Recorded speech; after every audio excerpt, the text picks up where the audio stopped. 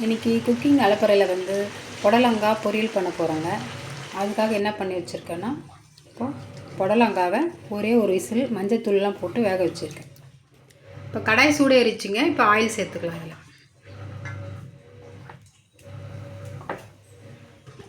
கொஞ்சமாக கடுகு, கொஞ்சமாக உளுத்தம்பருப்பு, கொஞ்சமாக கடலப்பருப்பு,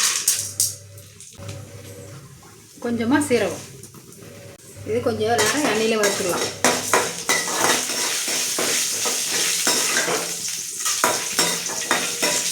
இப்போ நம்ம இதில் பொடியாக நறுக்கி வச்ச வெங்காயத்தை சேர்த்துக்கலாம்.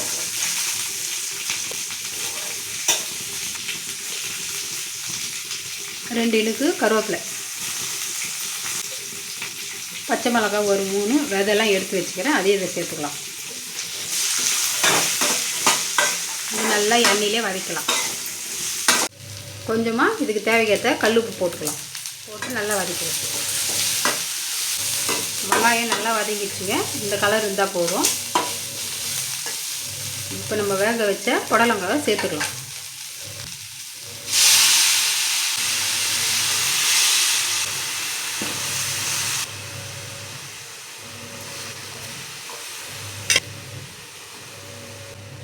வேக வச்ச தண்ணியும் இதில் சேர்த்துக்கலாம்.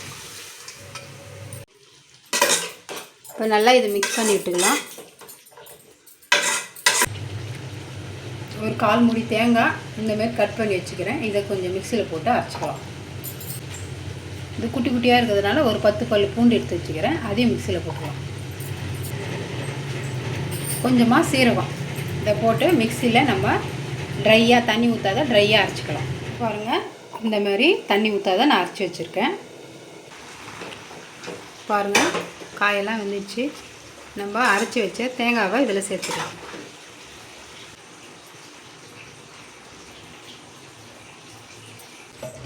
இப்போ இதெல்லாம் நல்லா மிக்ஸ் பண்ணிக்கலாம். இதை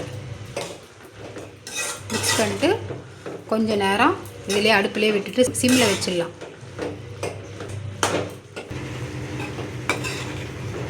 பாருங்க, சூப்பரான புடலங்காய் பொரியல் ரெடி ஆயிடுச்சு. இதை நீங்கள் செஞ்சு பார்த்துட்டு எப்படி இருக்குன்னு எங்களுக்கு கமெண்ட் பண்ணுங்கள், லைக் பண்ணுங்கள், ஷேர் பண்ணுங்கள், சப்ஸ்கிரைப் பண்ணுங்கள். மறக்காமல் பெல் ஐக்கானை ப்ரெஸ் பண்ணுங்கள். தேங்க்ஸ் ஃபார் வாட்சிங்.